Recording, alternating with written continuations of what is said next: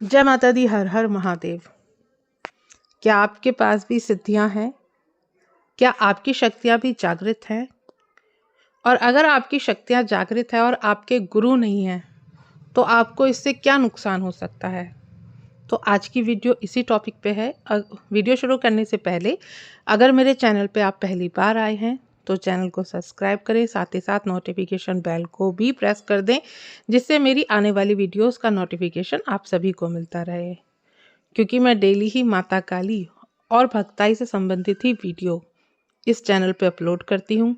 और माता काली को जो बच्चे मानते हैं उन बच्चों तक ये वीडियो ज़रूर शेयर करें, क्योंकि उनको भी जिज्ञासा होती है। वो नए नए पूजा पाठ में आए हुए होते हैं तो उनको नहीं पता होता कि किस तरह से क्या करना चाहिए। तो मैं जो भी मेरा अनुभव है, मैं उसी अनुभव के आधार पर आपको सभी को समझाने का प्रयास करती हूँ कि अगर आपके साथ किस तरह की परिस्थिति आती है जब आपके ऊपर कोई शक्ति या सिद्धि होती है।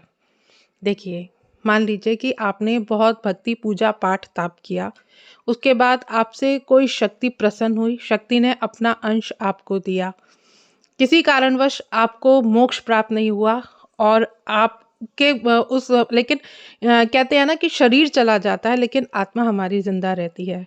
फिर आपने अगला जन्म लिया। अगले जन्म में क्या होता है कि जब आप दोबारा से पूजा पाठ भक्ति जाप करते हैं तो शक्ति जागृत हो जाती है। तो शक्ति जब जागृत होती है तो ऊर्जा का क्षेत्र बहुत अधिक बढ़ जाता है। जो शरीर का ऑरा होता है, जो पुंज होता है ऊर्जा के रूप में बना हुआ, वह वहीं यहीं पर ही रह जाता है। तो जिस भी देवी देवता को आप मानते हैं, चाहे वो हनुमान जी महाराज हो, माता काली हो, माँ दुर्गा हो, तो वो ऊर्जा आपको प्राप्त होती ही होती है। मान लीजिए कि आप माँ को मान रहे हैं तो माँ की शक्ति आपको प्राप्त होगी। आप हनुमान जी को मान रहे हैं तो हनुमान जी की शक्ति आपको प्राप्त होगी। तो जब साधक कोई भी ध्यान करता है, कोई भी इष्ट का जाप करता है, तो उसका उस शक्ति का अंश उनके पास तक पहुंचते हैं और दोबारा से फिर वो शक्ति आपसे जुड़ने की कोशिश करती है। इसलिए कहा भी जाता है कि सिद्धियां, दिव्य शक्तियां या सिद्धियां जब आपसे जुड़ जाती हैं तब आपके साथ बहुत सारे चमत्कार करवाती हैं, आपको कई चीजें दिखाती भी हैं।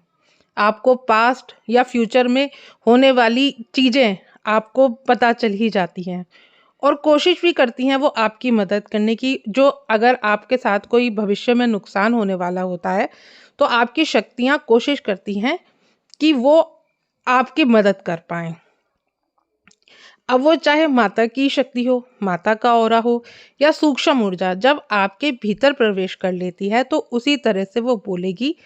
वो लगेगा कि आपको माता उसके अंदर आ गई हैं। कभी भी माता खुद नहीं आती हैं, माता का अंश ही किसी के शरीर पर सवारी रूप में आता है।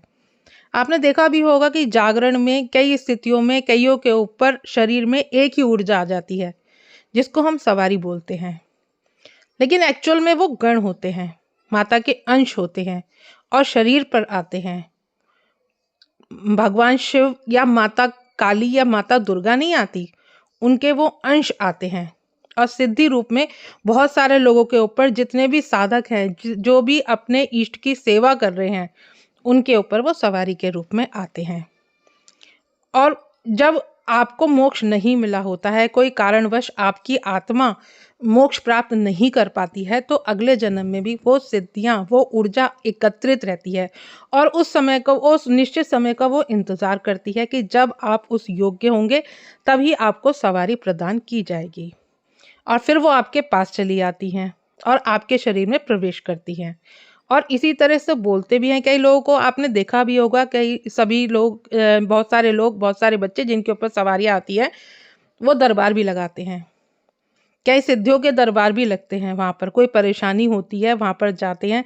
माता काली का दरबार लगता है, कालका माँ का दरबार लगाया जाता है, हनुमान जी का दरबार लगाया जाता है। और वहाँ पर जो लोग जाते हैं अपनी समस्या को लेकर, कुछ समस्या उनकी नेगेटिविटी होती हैं तो वो झाड़े के द्वारा ठीक होती हैं या उतारे के द्वारा ठीक किया जाता है। ठीक है। और बहुत सारे चीज़ें ऐसी भी होती हैं कि जब आप अपनी किसी भी समस्या को लेकर के दरबारों में जाते हो तो आपको उन समस्या का हल भी मिलता है। जैसे भी कोई साधक गद्दी स्टार्ट करता है, ठीक है, जब वो गद्दी लगाना शुरू करता है तो उसके भीतर जो वो ऊर्जा आ जाती है, अगर वो उनको शुद्धिकरण नहीं करता है, वो सफाई उनकी नहीं करता है, तो वो ऊर्जा पूरे दिन जितने लोगों को उसने झाड़ा दिया है, जितने लोगों को उसने ठीक किया है, तो वो निगेटिविटी उसी पर हावी होने लगती है, उस साधक पर ही हावी होने लगती है। उसके घर में परेशानियां बढ़ जाती हैं। कहते हैं ना कि सवारी वाले व्यक्ति को तो जन कल्याण लेकर के करता है और उसको लालच होता है, लालच नहीं होता है। ठीक है, हाँ, मैं मानती हूँ कि आजकल के टाइम में ऐसे भगत भी हैं जो लालच करते हैं, लेकिन आप ये नहीं देखते कि आप तो अपनी समस्या का हल करवाने वहां गए, आपकी समस्या का तो हल हो गया, लेकिन क्या आपने एक बार भी उस भगत के बारे में सोची जिसने पूरा शरीर, पूरा दिन आपके लिए लगाया, माँ की सेवा करी, आपके झाड़े उतारे वगैरह करे, उसको शरीर में कितनी पीड़ा और कष्ट होती होगी, ये कोई नहीं सोचता है। उसको नई नई बीमारियां बन जाती हैं, उसके घर में झगड़े होने लगते हैं अगर वो निगेटिविटी की काट नहीं करता है। और जिनके घर गद्दियां चल रही हैं और उनके गुरु नहीं है, तो वो क्या करते हैं, वो कोशिश करते हैं कि भगवान शिव को गुरु बना लिया है, लेकिन झाड़ा उतारा उनका उस तरह से काम नहीं करता है। और उनको पता भी नहीं होता है कि खुद की प्रोटेक्शन वो कैसे करें, क्योंकि भगवान आपको बताने नहीं आएंगे कि आपको खुद की प्रोटेक्शन कैसे करनी है। तो वो ही आपको एक गुरु ही बता सकता है कि आपको अपनी प्रोटेक्शन कैसे करनी है, अपनी सिद्धियों को आपसे बात कैसे करनी है, वो ही आपको बताते हैं। तो साधक रोज कोशिश करते हैं कि हम अपनी उस चीज को जानें, उस चीज को करें। तो जिनके ऊपर भी सवारियां आ रही हैं, जिनके ऊपर भी शक्तियां आ रही हैं, और अगर आपकी इच्छा है जन कल्याण करने की, तो सबसे पहले आप गुरु धारण कीजिए। मैं यहाँ ये नहीं कहती हूँ कि गुरु आप जबरदस्ती किसी को बनाए, नहीं, गुरु को भी पहले आप परखें। अगर आपको लगता है कि गुरु सच्चा है, अब ये नहीं कि गुरु ने अगर आपसे कुछ बोल दिया लाने के लिए तो आप ये सोचने लगे कि गुरु लालची है, ऐसा नहीं होता है। ठीक है, अगर गुरु ने आपको कुछ बोला है, आप उसके पीछे का कारण ये नहीं जान पाते हैं कि कौन से कष्ट उसने आपके हर लिए या कौन सी दिक्कतें उसने आपकी वो खत्म कर दी। आजकल गुरु जितना जितना गुरु के ऊपर नाम खराब किया हुआ है ना, उतना किसी के ऊपर भी नाम खराब नहीं किया हुआ है। सब ये तो देख लेते हैं कि हाँ, हमने गुरु बना लिया, हम पे शक्तियां आ रही थी, लेकिन गुरु की फिर आज्ञा का पालन नहीं करते, गुरु की बातों को समझते नहीं है। तो ये सिद्धियां कैसे प्रयोग में करनी चाहिए, या इसमें आप कैसे कोशिश करें कि सिद्धियां का प्रयोग आप कैसे करें, तो अच्छा है, क्योंकि आप बाद में जाकर के फिर आप मोक्ष में आपकी बाधा बने ये सिद्धियां, क्योंकि कहीं ना कहीं कर्म आ जाते हैं, इस वजह से वो ऊर्जा आपकी नहीं सफल हो पाती। जो ऊर्जा है वो तो वहीं रह जाएगी, आपको मोक्ष तक नहीं पहुंचाएगी। तो इसलिए आपको कोशिश करनी चाहिए कि आपको मोक्ष मिले। इधर उधर घूमना, इधर उधर साधना करें। तीसरा नेत्र आप कोशिश करें कि आप तीसरा नेत्र जागृत करें, लेकिन आपका उद्देश्य एक ही होना चाहिए। आपका उद्देश्य ये नहीं कि सवारी आ गई, गद्दी आ गई, जन कल्याण कर लिया, इतना ही उद्देश्य नहीं होना चाहिए। आपका मेन उद्देश्य होना चाहिए मोक्ष की प्राप्ति। क्योंकि अगर उस ईश्वर ने आपके ऊपर कृपा करी है, अगर उस ईश्वर ने आपको सवारी प्रदान करी है, तो वो भी यही चाहते हैं कि आप मोक्ष के उसमें आप मोक्ष सीधा प्राप्त करें। क्योंकि अगर जो आपकी सिद्धियां आपको मिलती है ना, उनका मेन मोटिव भी यही होता है कि वो आपको मोक्ष की तरफ लेकर के जाएं। ठीक है, आप सिद्धियों को भोग जरूर दें। कोई भी त्योहार आता है, कोई भी दिन आता है, जैसे आपने उनका कोई दिन निश्चित किया हुआ है, मंगल है या शनिवार है या बृहस्पतिवार है, जिस दिन भी, तो उस दिन आप उनको भोग जरूर दें।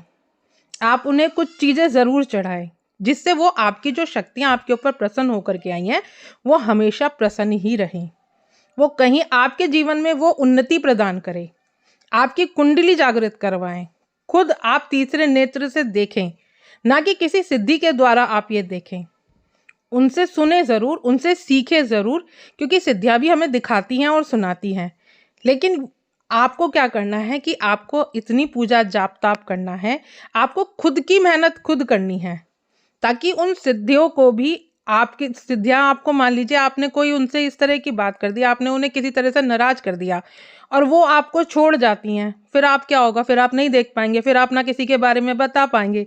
लेकिन आप अगर खुद इतने पावरफुल होंगे कि उनकी मदद आपको लेनी तो पड़ेगी, लेकिन वो सिद्धियां भी तो खुश हो ना, कि आपका साथ पा करके वो सिद्धियां भी तो खुश हो कि ये अपने लिए खुद मेहनत कर रहा है। और अपने आप तीसरे नेत्र के जागरण के लिए आप खुद मेहनत करें। ठीक है, तो जिनके गुरु नहीं है उन्हें ये चीज़ें जो कर रहे हैं उनको सॉल्यूशन बता रही हूँ कि वो रोज कोशिश करें कि आपको आध्यात्मिक गुरु या जो भी आप जिनको भी आप मानते हैं उनको गुरु का आप चयन करें, क्योंकि ये गुरु मंत्र में ही वो पावर होती है कि जो आपकी कुंडली जागृत तक भी कर सकता है। लेकिन आपको अपने गुरु के प्रति पूर्ण विश्वास रखना होगा, क्योंकि परमात्मा भी यही चाहता है कि अगर उन्होंने आपको सिद्धियां दी हैं तो आप उनका मिसयूज ना करें, आप उनका यूज करें। अगर सवारी के रूप में कोई अंश आपके ऊपर आया है तो उस अंश को आप बढ़ाएं, ना कि घटाएं।